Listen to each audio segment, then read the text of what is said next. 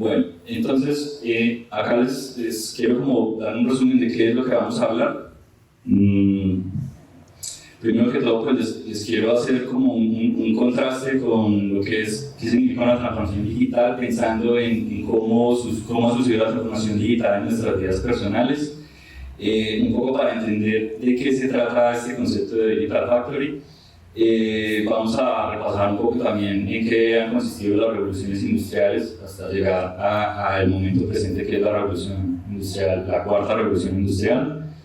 Y vamos a revisar un poco cómo es el flujo de información en las empresas, repasaremos un poco el estándar ISA 95 y vamos a ver entonces, partiendo de ese contraste, cómo es la transformación digital en la industria.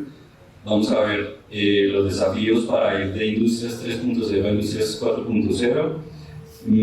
Ya con todas estas bases, entonces vamos a revisar cuál sería el flujo de información propuesto para poder llegar a Industrias 4.0 de manera exitosa. Y digamos que con esta base ya consolidar lo que es una fábrica digital o Digital Factory. Y por último, voy a contarles un poco los casos reales con los cuales nosotros nos hemos enfrentado en la compañía, para que puedan aterrizar un poco más a la realidad. Bueno, entonces, en esta primera parte, creo que uno de los impactos más grandes de no tener internet en la comunicación era la celeridad con la que se tomaban decisiones. Creo que vayan teniendo esto en mente. Si necesitábamos preguntar algo, consultar algo, informar algo, pues dependíamos de estos retrasos que existían en la comunicación. ¿Cómo es la comunicación? Bueno, voy a repasar primero cómo era la era pre-internet. Entonces, hablemos por ejemplo de las compras. ¿Cómo eran las compras antes del internet? Bueno, básicamente pues, teníamos que ir físicamente a las tiendas. Bueno, hoy en día también lo hacemos, pero vamos a imaginarnos que en algún punto ya ni siquiera lo vamos a hacer de esa manera. Pedir domicilios, por ejemplo, pedir comida, entonces teníamos que hacerlo por llamadas. Cuando llegábamos a la tienda, pues era fundamental el personal de atención al cliente para que nos pudiera dar todos los detalles de los productos, darnos una percepción de cómo eran los productos. Pensemos un poco en cómo eran las finanzas. Entonces, súper fundamental, los billetes y las monedas, o sea, estoy hablando del medio físico para comprar. Teníamos que ir al banco. Si, por ejemplo, necesitábamos hacer un movimiento interbanco, teníamos que ir físicamente a retirar el dinero y luego ir a depositarlo. Sí, yo sé que hoy en día, en nuestro caso, en algunos escenarios sucede, pero digamos que vamos caminando hacia que cada vez la digitalización nos permita que estos desplazamientos no sean necesarios. Hablemos entonces, por ejemplo, de los viajes, de la movilidad. ¿Cómo era viajar antes? Entonces, si íbamos a planificar unas vacaciones, teníamos que llamar a preguntar. Teníamos que ir a la oficina de las aerolíneas, teníamos que ir a una agencia de viajes, tener una atención cara a cara o a través del medio telefónico. Comprábamos guías de viajes, entonces eran como unas revistas donde, dependiendo del lugar al que íbamos, nos daba como la información de qué sitios visitar, todo este tipo de cosas. Teníamos mapas impresos, entonces cuando salíamos conduciendo o en carro, pues teníamos que ir viendo el mapa, ¿sí? No es como ahora, tenemos las aplicaciones. Entonces, un poco para que se hagan a la idea de qué significa la transformación digital. ¿Cómo es ahora el mundo? Que tenemos internet, que tenemos conectividad. Entonces, en la comunicación, pues, yo creo que ya en este momento todos se imaginan muy bien cómo es la comunicación. O sea, tenemos correo electrónico, tenemos WhatsApp, tenemos Telegram. Si tenemos que reunirnos con varias personas, entonces tenemos medios como Zoom, tenemos medios como Teams, tenemos las compras, básicamente tenemos supermercados virtuales. Hoy en día ya de pronto ustedes han llegado a utilizar lo que son los escaparates virtuales cuando uno hace una compra en Amazon y de pronto no se puede imaginar muy bien cómo va a quedar el producto en su casa, entonces prende la cámara y esta funcionalidad como de realidad aumentada y aparece el producto en su cuarto, se lo muestra en el celular para que imaginarse cómo le va a quedar, ¿sí? Entonces, para que se vayan dando cuenta, o sea, ¿qué significa la transformación digital? A través de la tecnología vamos consiguiendo mayor conocimiento y experiencias más aumentadas a través de estas herramientas. A nivel de finanzas, entonces, ya hoy en día con las aplicaciones de los bancos, entonces se empieza a perder un poco como esa frontera entre lo físico y lo digital. Para uno se vuelve transparente si tiene que pasarle dinero a alguien, si le entrega los billetes físicos o si le hace una transferencia, ¿sí? O sea, uno ni siquiera piensa que existe una diferencia entre los dos medios de pago. Entonces, parte de la transformación digital es justamente eso, que se empieza a perder como esa frontera entre lo físico y lo digital en términos de información y de todas estas cosas. ¿Qué más? Tenemos, por ejemplo, los pagos de impuestos en línea. Bueno, acá de pronto no es tan real el escenario, pero idealmente pagamos los impuestos en línea. Billeteras digitales, los que manejan, por ejemplo, monedas basadas en blockchain. Saben que pues, es súper sencillo. Finalmente pudimos haber movido X cantidad N veces y nunca vimos físicamente una moneda, físicamente un billete. A nivel de viajes, entonces a nivel de viajes ya prácticamente pues el modelo de agencia de viaje, de ir a la agencia de viaje y tener un agente que me brinde como una asesoría de este tipo tan personalizada ya cada vez es menos requerido porque tenemos opciones como Airbnb, aplicaciones apoyadas en inteligencia artificial que nos ayudan a organizar todos nuestros viajes. Elegir el mejor día de vuelo, la mejor hora del vuelo. Antes eso era súper complicado, o sea, ahora hay un montón de aplicaciones, tenemos Uber. Si salimos de viaje en el carro no tenemos que preocuparnos porque no conocemos el lugar, porque tenemos Google Maps, tenemos Waze. Entonces, un poco para que se queden con ese concepto, o sea, cuando alguien les pregunte qué es transformación digital, que puedan hacer ese contraste, ¿sí? La transformación digital es precisamente cómo nos movemos a través de la tecnología en un cambio que realmente impacta a nivel social, a nivel cultural, a nivel económico, o sea, son muchos ámbitos finalmente, ¿sí? Y así como se los estoy contando a nivel personal, eso también es a nivel empresarial, que ahorita lo vamos a ver en detalle. En entretenimiento, entonces todo el streaming, ya no tenemos el problema de que si ya se alquilaron los 10 cassettes de VHS, entonces yo ya no puedo ver la película que quiero, eso ya no sucede, yo puedo ver las películas que yo desee, tengo Spotify, tengo los videojuegos en línea, acceso al conocimiento. Yo creo que este es uno de los puntos más importantes y sobre todo creo que los que nos tocó un poco la era previa al internet valoramos mucho el acceso hoy al conocimiento. Los que teníamos que caminar hasta la biblioteca, buscar el libro y cruzar los dedos para que el libro no se lo hubiera llevado a otra persona, para que el de la biblioteca le hiciera uno ahí el favor y no se lo guardara porque uno lo necesitaba para poder estudiar. Hoy en día eso ya no pasa, o sea, el conocimiento está todo digitalizado y está al alcance de la mano en nuestros celulares. Entonces, esa es la clave de la transformación digital, es entender cómo vamos madurando a través de la tecnología a ver el mundo distinto, casi que con una línea muy difusa entre lo que es lo físico y lo digital.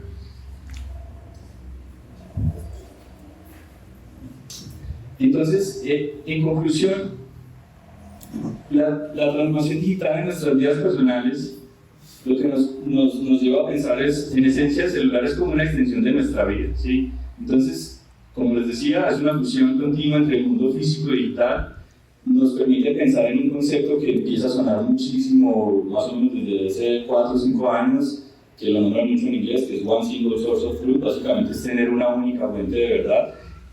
Un poco para explicar este concepto es cuando yo reviso mis finanzas digitalmente a través de mi celular, yo no tengo que ir a corroborar con un libro que tenga guardado en mi casa, yo no tengo que ir a sacar el cuaderno de contabilidad para verificar que lo que está en línea es lo correcto. O sea, en esencia todo está conectado y aunque digamos particularmente en Colombia pues estamos avanzando no tan rápido como podría suceder digamos en Estados Unidos o en Europa, pero finalmente hay mucha información ya interconectada entre los sistemas. Hoy en día, por ejemplo, una verificación financiera para corroborar la identidad, los estudios de data crédito, detrás detrás de todo eso es una serie de sistemas que están interconectados, compartiendo una información que es una única información, que consiste en ser una única fuente de la verdad acerca de la información personal. Y entonces, un poco para empezar a mirar hacia adelante, ¿todo esto a qué nos lleva? A comenzar a pensar en la predictividad en diferentes escenarios, como por ejemplo en la salud.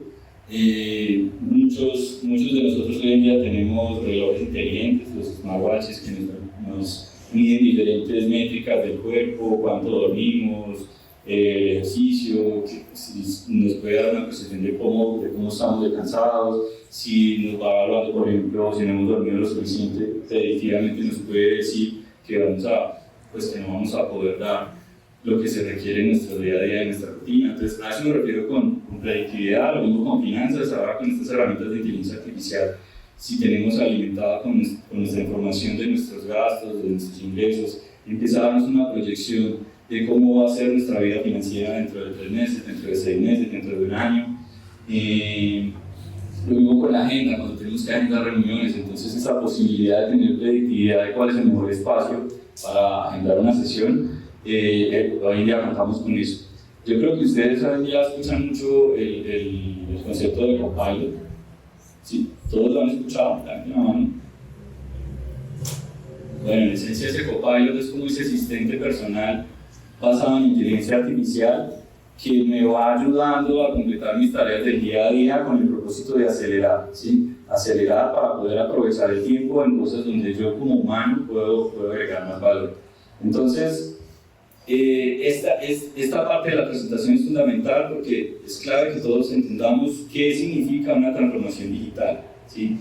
Hoy en día todas las empresas están en un proceso de transformación digital y entender qué significa la transformación digital es importante porque si no lo entendemos no podemos llegar a participar en una empresa y aportar en esa transformación digital. Bueno, entonces, un poco dejando claro este concepto, vamos a repasar a qué se refieren las revoluciones industriales. Hemos escuchado mucho que la primera revolución industrial, que estamos en la cuarta revolución industrial, de pronto no todos sabemos cuáles son las bases de la revolución industrial. De manera general, pues, la primera revolución industrial se dio finalizando el siglo XVIII con la invención de la máquina de vapor y posteriormente procesos de mecanización, ¿sí? Entonces utilizamos la mecánica, utilizamos elementos mecánicos para apoyarnos y poder hacer de una manera más eficiente y más rápida y más precisa diferentes tareas, ya sea de la vida diaria o de las labores en las que estamos trabajando.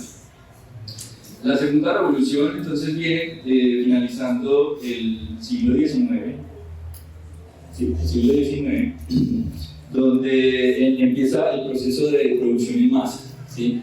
Entonces surge la línea de ensamble concebida por Henry Ford y de allí en adelante muchos procesos de masificación de producción.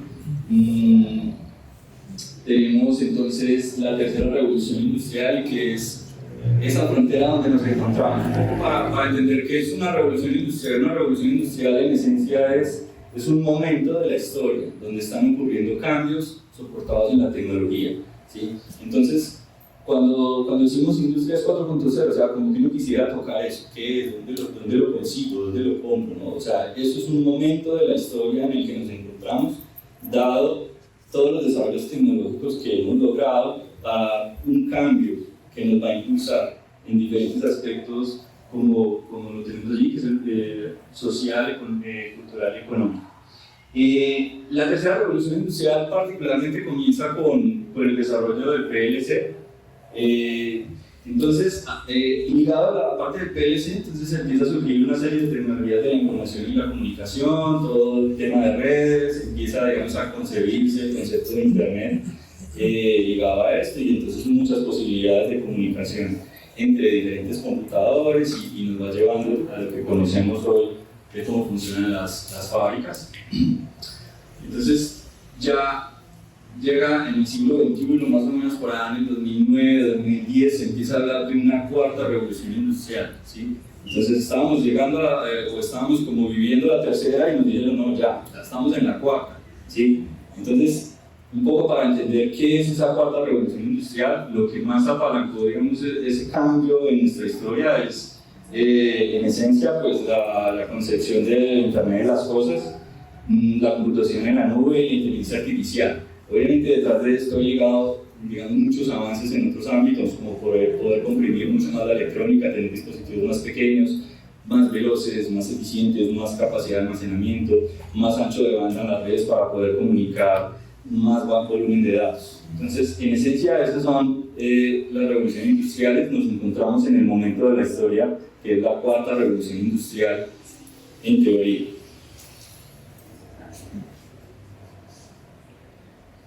Bien, entonces, acá les quiero explicar un poco cuál es el flujo de información que normalmente se encuentra en una empresa, ¿sí? Y esto es un punto muy importante que nos aplica incluso a quien no sea ingeniero y que entra a trabajar en una empresa, sea que tiene una sola unidad de negocio, un solo sitio, o es una corporación multipaís, multisitio. En esencia, la estructura que nos encontramos es esta. Es una estructura, estoy hablando del flujo de información, es una estructura de capas que, digamos, desde que surgió la tercera, o se dio el cambio a la tercera revolución industrial, empiezan a suceder un montón de cosas donde empezamos a generar diferentes sistemas, software que hacen cosas, pero empieza a ser como un poco desordenado. Entonces, un equipo dedicado, digamos, a generar estándares consolidó en el año 95 el estándar que es el ISA 95, donde dice muchas cosas. En este caso yo les quiero contar como lo esencial que es la estructura del flujo de información, donde nos plantea un esquema de 5 capas, partiendo desde la parte más baja, que es la capa 0, que la llamamos el mundo físico, o sea, el mundo real, donde están nuestras máquinas, nuestros equipos. Todo lo que les voy a ir contando va a ser como en un contexto de fábrica, ¿sí? Entonces se pueden ir imaginando, o sea, lo que es físicamente las máquinas, los equipos, lo que están en las fábricas. Eso es el mundo físico. Pasamos a una siguiente capa, que es la capa de control. La capa de control, en esencia, es donde está esta parte de la automatización que les contaba hace un momento, que estamos hablando de sensores, de lógica para entender esa información que llega por los sensores y hacer algo con los actuadores, movimientos, mover una banda de transporte, cortar láminas, cortar alambre, o sea, todo lo que se puedan imaginar que sucede en las fábricas. Hoy en día podemos dar por sentado que hay algún elemento de automatización y control. Esa es la capa 1. En la capa 2, entonces, la llamamos la capa de supervisión. En la capa de supervisión empiezan a surgir unos elementos entre hardware y software que lo que buscan es permitir, aquí hay 2 palabras claves, está HMI y está SCADA. HMI traduce interfaz, es interfaz humana, se me escapa ahí la interfaz máquina-humana. Y SCADA es el sistema de control y adquisición de datos de automatización. En esencia es una combinación entre software y hardware para poner una capa encima de todos los sistemas de control que nos permite orquestar los sistemas, o en esencia que, por ejemplo, si yo tengo que iniciar una máquina, pues no tengo que ir hasta el punto donde está la máquina a oprimir un botón, sino que lo hago de forma digital a través de una interfaz software, que si yo doy clic en un botón de una interfaz gráfica de un software, eso se traduce en lo que sería una acción de iniciar un equipo. Como tercera capa, entonces tenemos lo que llamamos la gestión de producción. Allá hay una sigla muy importante que es MES, que viene en inglés, que es Manufacturing Execution System. Esta parte o esta capa está principalmente enfocada en, como lo dice acá en la presentación, la gestión de la producción. Entonces es la capa donde buscamos integrar todo lo que son las aplicaciones para gestionar la producción. Si llegamos al día donde inicia un turno, por ejemplo en la fábrica, y necesitamos saber qué hay que producir, cómo vamos, si vamos bien, si no vamos bien, en esencia el sistema MES está pensado para eso, o más bien esta capa está pensado para permitirle a las personas que controlan la fábrica entender las diferentes métricas acerca de cómo va su proceso y poder tomar decisiones rápidamente.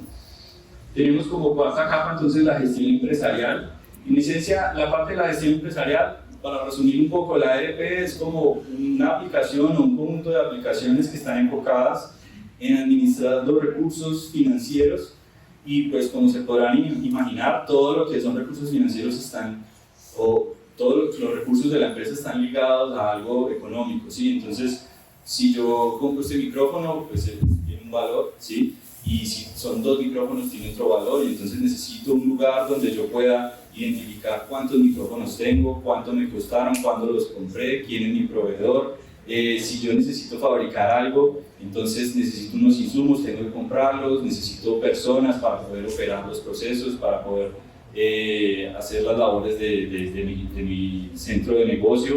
Entonces, tener las personas trabajando en la empresa cuesta un dinero. Entonces, en esencia, la ERP es esa aplicación donde está todo lo que está ligado a la parte, digamos, contable. En la parte de PLM, PLM es Product Lifecycle Management, entonces traduce gestión del ciclo de vida del producto. Esto es un conjunto de aplicaciones que busca apoyar el proceso desde la concepción de una idea de un producto, diseñar el producto, todas las fases por las que hay que pasar para que ese producto llegue a ser una realidad en un proceso de fabricación. Supongamos que fuera un carro, estamos diseñando un carro, entonces, ¿qué necesitamos para poder ensamblar ese carro? Necesitamos 600 estaciones de trabajo. ¿Qué vamos a hacer en cada una de las estaciones de trabajo? Y posterior a eso, pues empezar a validar que el diseño es lo correcto, o en la medida que el producto sale al mercado tenemos validaciones y hay que hacer ajustes, un poco como lo que sucede en el software. Entonces sacamos un mínimo producto viable, tenemos retroalimentación de nuestros usuarios, debemos hacer cambios, debemos hacer ajustes, entonces volvemos al pizarrón, volvemos a alimentarlo con nuevas ideas, lo ajustamos, pasamos nuevamente a desarrollo, lanzamos a usuario final. Entonces es un poco como la misma idea, pero pensándolo desde una forma muy global de cualquier tipo de producto que conocemos hoy en día. Entonces, al lado izquierdo tengo 2 puntos importantes de forma vertical, dice red OT y red IT, ¿sí? Estos son 2 términos que en todas las empresas que cuentan con procesos de manufactura se mencionan todo el tiempo, ¿sí? Entonces es importante entender qué es. Básicamente la red OT es la red de la tecnología para operaciones y la red IT es la red de la tecnología de información. Entonces, como pueden ver, la red OT está ubicada en las primeras capas. Básicamente es una red, por decirlo así, aislada, así se ha concebido, que está enfocada netamente en compartir información desde la base operativa. Y la red IT, entonces, es donde está, digamos, como toda la parte gerencial, la parte de gestión, donde ya compartimos información de una manera que de pronto no es tan crítico, una vulnerabilidad de seguridad y que nos pueda generar un problema, que si yo tengo una máquina que produce 1000 partes por minuto y por alguna razón hubo una vulnerabilidad y entró un virus, un ataque cibernético y se nos cae el equipo, pues se para la fábrica y se para la operación. Entonces, en esencia, surgen como estos 2 conceptos para separar, ¿sí? Hoy en día es supremamente importante que exista una convergencia entre estas 2 partes, entre lo que pasa en la fábrica y lo que pasa a nivel gerencial. Entonces, al lado izquierdo tengo algo que es la convergencia, y hay una pequeña sigla allí que dice MZ, que principalmente pues, se refiere a un proceso de zona de desmilitarización, que lo que significa es poder generar un camino seguro para conectar la red OT y la red IT, y de allí pues llegar a internet. Entonces, estos son conceptos que son muy importantes porque son cosas a las que nos vamos a enfrentar cuando estemos trabajando en una empresa para poder llegar a concebir tan siquiera el concepto de digital factory. Al lado derecho, entonces, hay una estructura jerárquica donde básicamente el estándar ISA 95 nos plantea que la información de las empresas se debería organizar de una forma jerárquica, donde lo llama como un espacio de nombres, o un namespace, que busca representar de manera jerárquica que existe una empresa. Vamos a imaginarnos que existe una corporación global, entonces esa es la empresa, y esa empresa puede tener varios sitios. En este caso el sitio son, por ejemplo, las fábricas. Entonces una corporación puede tener 100 fábricas, cada una de esas fábricas es un sitio. Dentro del sitio hay áreas de producción, entonces está el área, digamos, de un proceso intermedio, área 1, área 2, está el área final, y en cada una de las áreas pueden haber múltiples líneas de producción, como lo pueden ver acá en el diagrama. Entonces puedo tener una línea de producción 1 y una línea de producción 2, y dentro de la línea de producción pues tengo estaciones de trabajo, y a nivel de estación de trabajo tengo equipos, subequipos, y si llegamos a un nivel más detallado, entonces tengo sensores, actuadores, PLCs, o sea, todo lo que físicamente existe en mi fábrica. La idea o la propuesta de este estándar es poderlo representar de una forma jerárquica con el fin de poder aprovechar esa información de alguna manera. Partiendo de estos conceptos esenciales, vamos a pensar ahora qué significa la transformación digital en la industria, y en este caso lo voy a mencionar desde la perspectiva del piso de planta. Cuando hablo de la perspectiva del piso de planta es desde las personas que están operando la fábrica, que están operando las líneas de producción, que están alrededor de todo el proceso de entregar un producto final, entonces que tienen que traer insumos, que tienen que encender las máquinas, que cuando hay una falla tienen que corregirla, para que la máquina no pierda tiempo y siga produciendo. Entonces, a eso me refiero con piso de planta. Entonces, nuevamente, tomando ese contraste como lo que hacíamos con nuestras vidas a través de lo que era antes de Internet y después de Internet, en este caso lo quiero plasmar como preconectividad y posconectividad, ¿sí? Entonces, digamos, antes de Internet ya teníamos conectividad en las empresas, pero es un punto importante donde qué tanto estábamos conectados. Entonces vamos a pensar un poco en lo que era la preconectividad, cómo era la comunicación en las plantas, cómo saber qué producir, cómo arrancar las máquinas, cómo solicitar insumos, cómo solicitar mantenimiento cuando un equipo falla, cuando una máquina se detiene y ya bajo el protocolo esencial no puedo resolverlo y necesito una ayuda de otro nivel. Y alrededor de todo esto que sucede en la fábrica, ¿cuáles son los repositorios de información? Entonces, en esencia, ¿qué pasaba? Llamadas telefónicas, tableros físicos donde alguien anota con un marcador, informes físicos. Estos informes físicos pues hay que presentarlos en una reunión física. Esto un poco parece como si estuviéramos hablando del pasado, pero casi que lo que estoy plasmando aquí como preconectividad es lo que pasa muchísimo hoy en día en las fábricas a las que nosotros nos acercamos. Todavía vemos tableros físicos, todavía vemos gente escribiendo con marcador cómo me quedó la producción el día anterior, el turno anterior, si cumplí con lo que estaba planificado. Básicamente, muchas cosas centradas en el mundo físico y algo muy importante, ¿cómo saber el porcentaje de avance?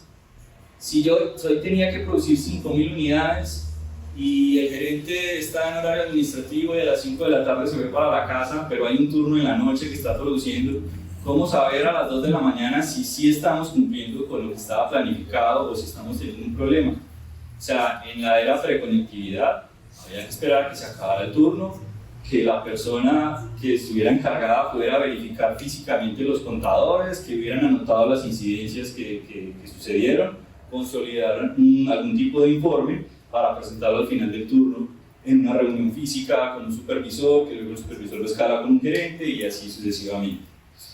En síntesis, la herramienta por excelencia es el Excel, ¿sí? Esa es la herramienta, incluso pensándolo desde una era de la preconectividad. Entonces, yéndonos hacia el lado derecho en la era de la posconectividad, un poco a nivel de comunicación lo que ya hablábamos, tenemos WhatsApp, Telegram, correo electrónico, tenemos Zoom, tenemos Teams, ahí pueden ir viendo, en esencia es acelerar la toma de decisiones. ¿Cómo saber qué producir? Entonces en el ARP tengo una orden de producción previamente creada que me dice qué referencia debo hacer, cuál es la lista de materiales, en algunos casos la puedo consultar también en el sistema MES. ¿Cómo arrancar las máquinas? Un poco lo que les contaba, ya no tengo que ir hasta la máquina físicamente, utilizo el HMI, utilizo el SCADA, existe un cuarto de control donde desde ese único cuarto podemos operar todas las partes de la fábrica y ponerlas a funcionar, detenerlas, hacer una pausa, hacer ciclos de verificación. ¿Cómo solicitar insumos? Entonces llega el operario a su estación de trabajo y necesita producir, le dicen que tiene que hacer cierto producto, necesita sus insumos, tiene que llamar. En el caso de la posconectividad, pues ya tenemos la posibilidad de en un sistema crear una solicitud de materiales.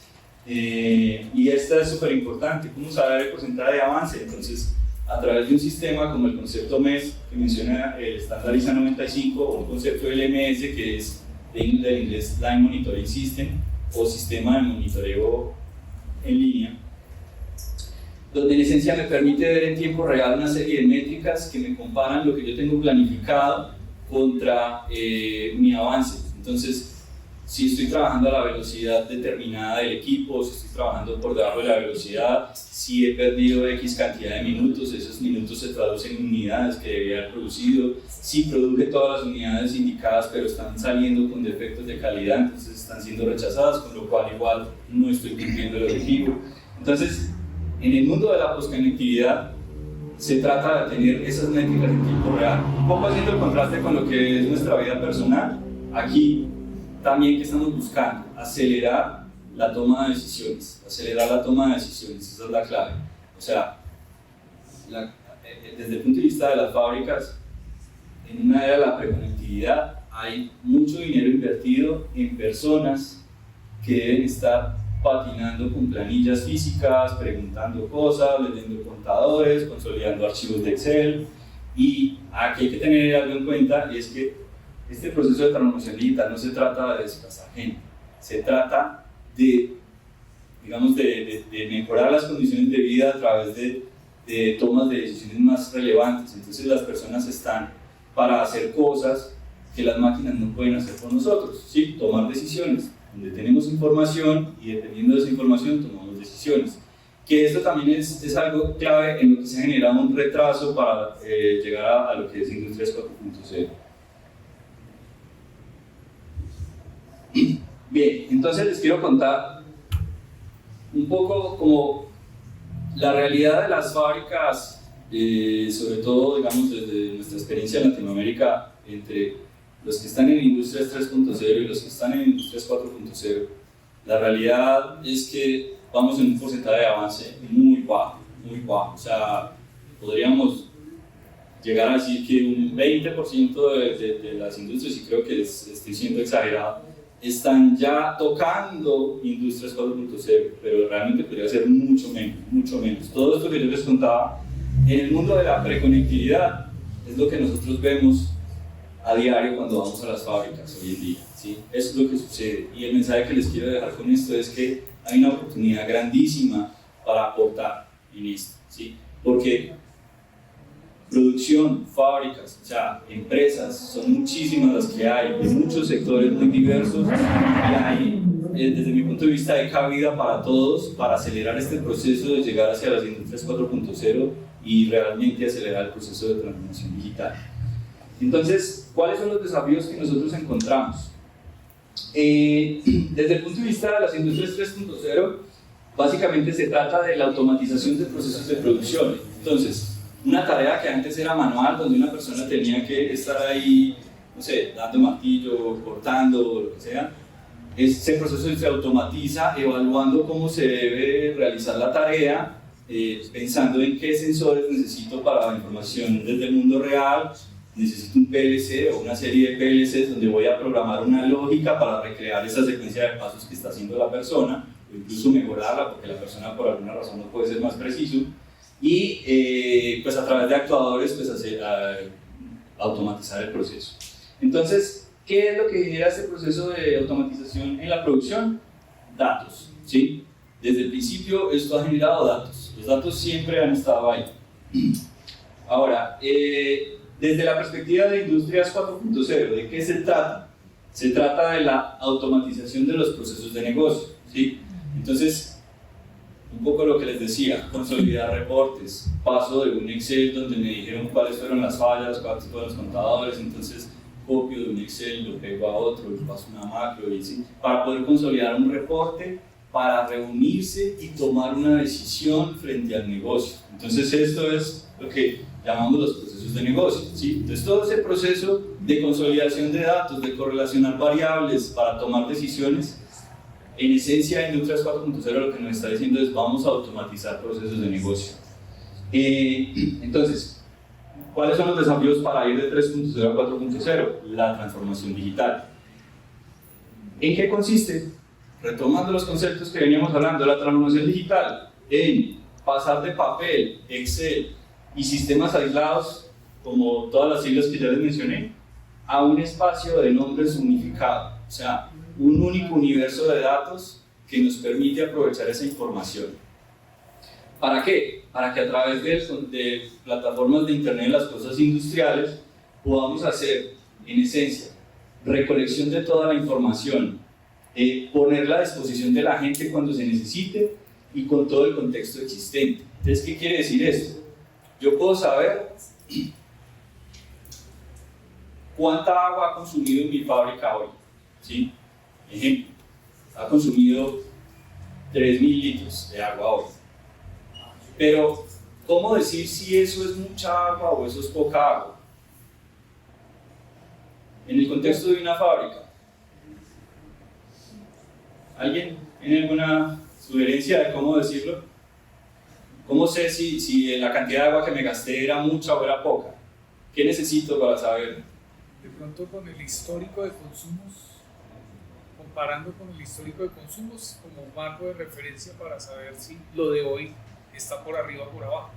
Ok, ese es un buen punto, o sea, eso me puede dar una tendencia. Sin embargo, lo que es clave es, ¿yo para qué necesito esa agua en la operación?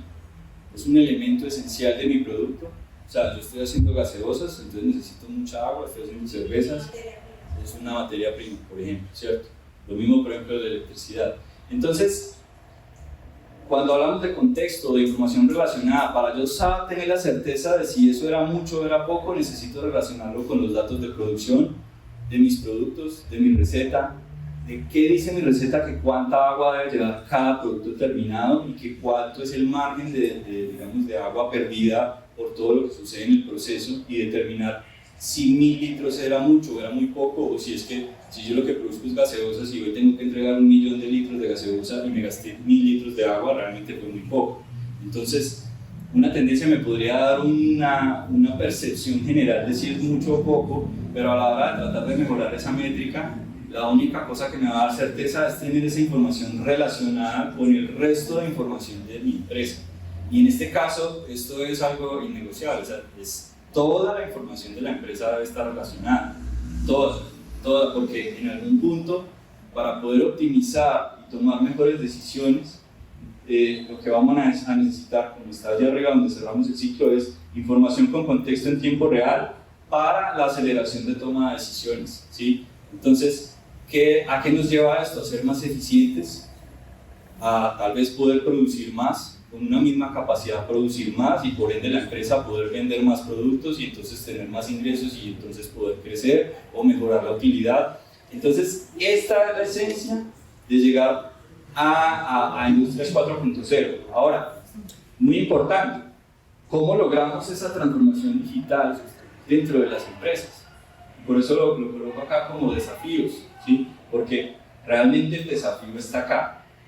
Cuando ponemos aquí que son sistemas aislados, es algo muy importante porque cuando ya empezamos a dominar todas estas siglas, entonces uno dice, ¿dónde consulto la nómina de este mes? Ah, en la ERP. ¿Dónde consulto mis recetas? Ah, en la gestión de datos maestros. ¿Dónde consulto lo que produje ayer? En el sistema MES. ¿Dónde consulto la cantidad de inventario que tengo en mis bodegas? Entonces en el WMS, que es Warehouse Management System, o sistema de gestión de almacenamiento, ¿sí? Pero ¿cómo consulto si la cantidad de inventario que está en mi bodega es el inventario necesario de acuerdo al pronóstico de ventas que tengo, que está en otra aplicación, o supongamos que está en la ERP, si las dos cosas no están conectadas? Entonces ese es el verdadero desafío que tenemos.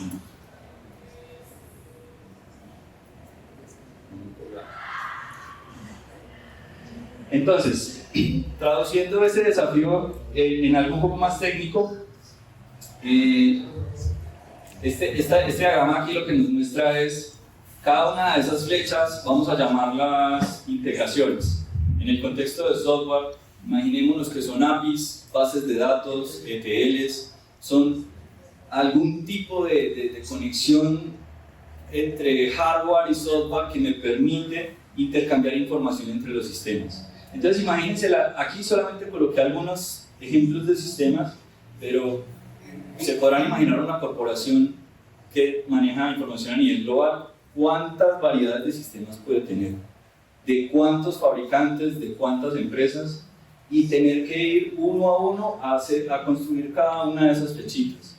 Y cada una de esas flechitas en el mundo real, por ejemplo, conectar un ERP con un sistema MES fácilmente puede tardar un año, por ejemplo, ¿sí? Entonces, para que se hagan una idea de la velocidad con la que iríamos si nos bajamos bajo ese mismo modelo. ¿Quiénes son los actores? Ejecutivos que toman decisiones, los proveedores de los sistemas, los integradores, los fabricantes de equipos y los usuarios finales. Por eso les decía, el concepto de Digital Factory lo tiene que dominar todo el mundo, ¿sí?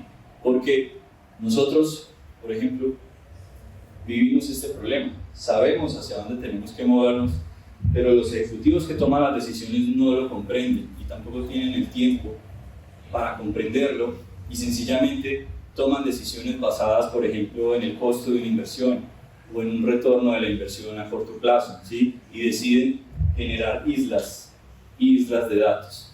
Y 3 años después, cuando quieren saber, como los ejemplos que les puse, ¿por qué tengo tanto inventario? ¿O por qué tengo tan poquito? ¿O por qué el mercado se está quedando sin producto? ¿Por qué no lo estoy logrando abastecer? Y va y revisa sus sistemas y dice, no los tengo conectados. Y si piensa en este modelo, un proceso de integración cuesta millones de millones, y más que los millones de millones que cuesta es el tiempo que tarda lograrlo, porque cada sistema es diferente, cada proveedor es diferente, y además, partiendo de este concepto de Industrias 3.0, se generó como una tendencia a cerrar. Entonces todos los fabricantes cerraron.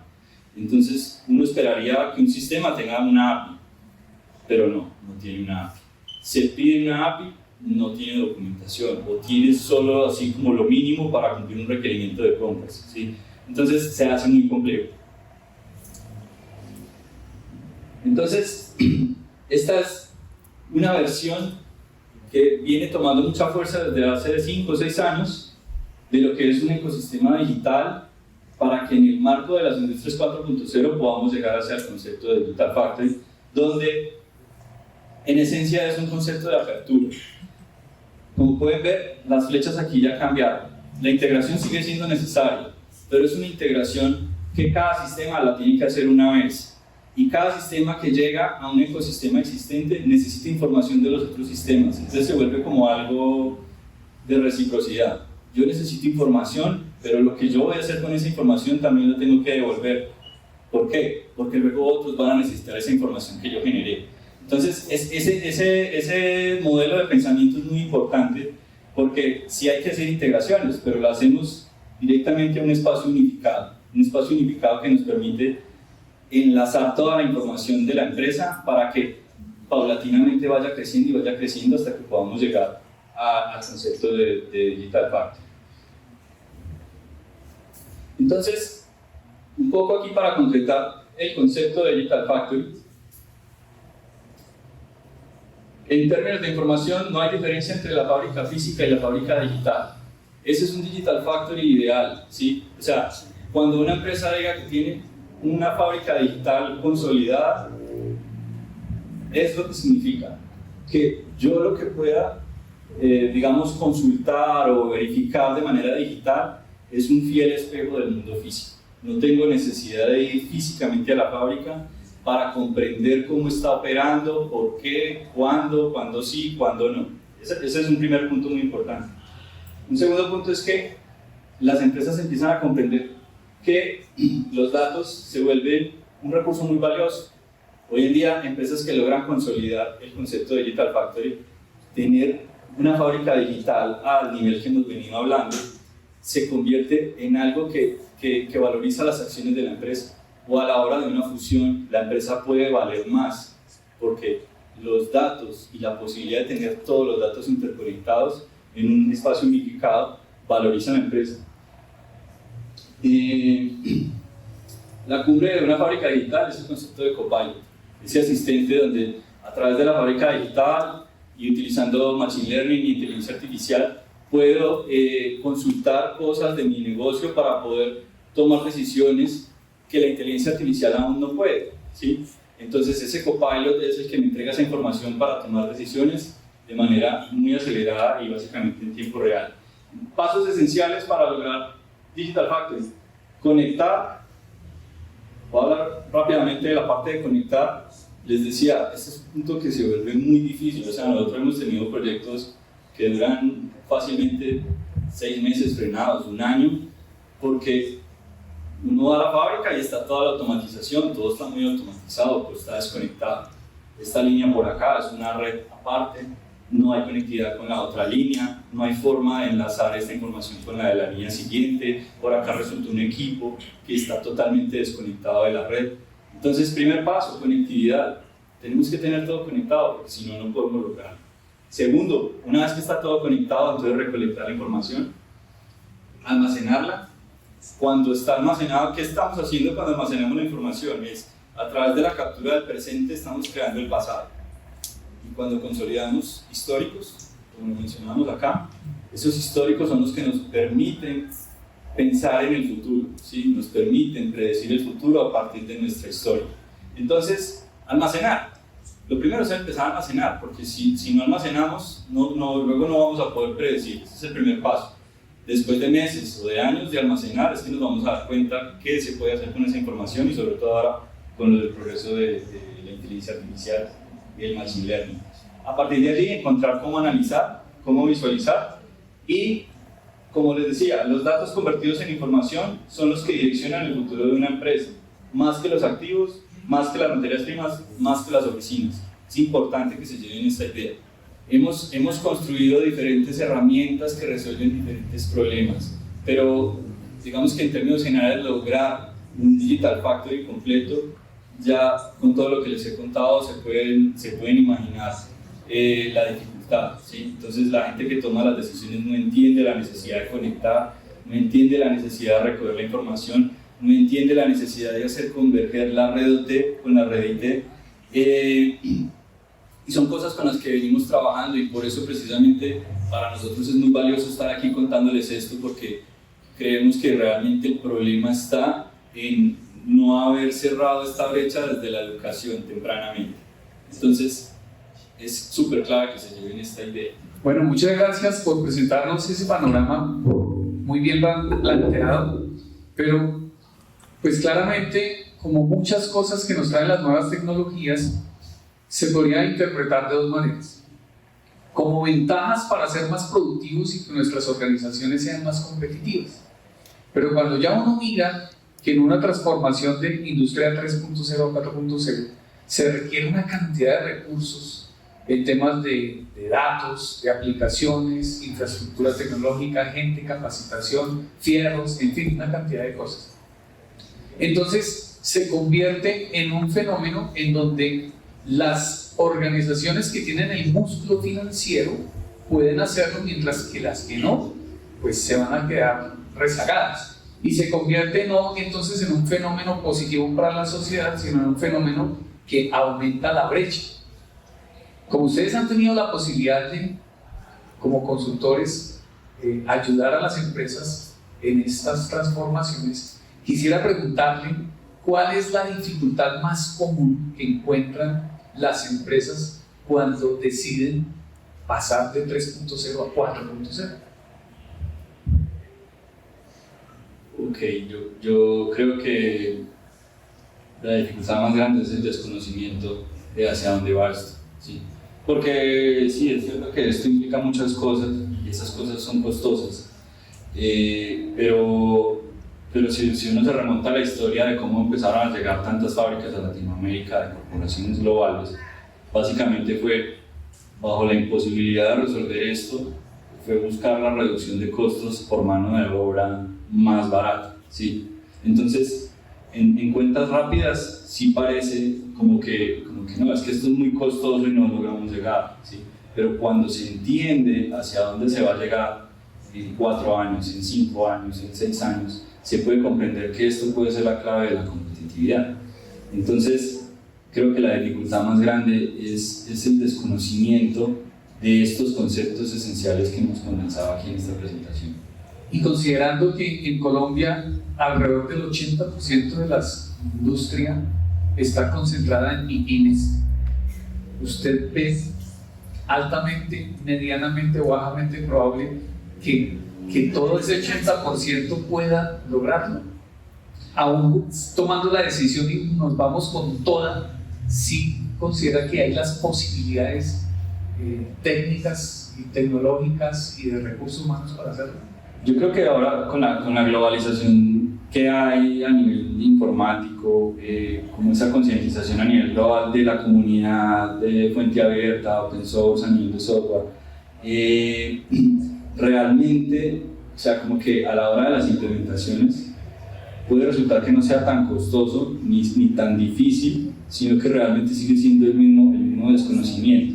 Yo creo que un buen contraste para esa pregunta es pensar en la época en la que no todo el mundo tenía un teléfono celular, ¿sí? Entonces puede haber ese 80% de personas que no tienen celular, digamos en un contexto pasado, y estar pensando si debería ya comprarse o no un celular o esperar otros 5 años para comprárselo y aprender a manejarlo y dominar todas las posibilidades que le brinda ese dispositivo como extensión de su vida, ¿sí? Entonces, el Digital Factory para las empresas es lo que es el celular para las personas, digamos en una comparación muy alto nivel. A nivel de competitividad es una necesidad. Quien se demore en arrancar tiene el riesgo muy alto de que no pueda ser competitivo y tenga que retirarse del negocio. Entonces creo que el mensaje es arrancar lo más rápido posible. Y un ejemplo real de este tipo de cosas es cuando surge la tercera revolución industrial y surge el PLC. Por ejemplo, los primeros que entraron en esto fue Alemania y Japón, y Estados Unidos entró a mediados de los 80, ¿sí? Y la diferencia entre la industria de Estados Unidos y la industria alemana y japonesa es abismal. Y están ahora que están entendiendo todo esto, están todavía en esa carrera por desatrasarse, pero es muy difícil. Entonces, creo que por donde se mire es la clave de la competitividad a mediano y largo plazo. Muchas gracias. Gracias a todos, muy amables.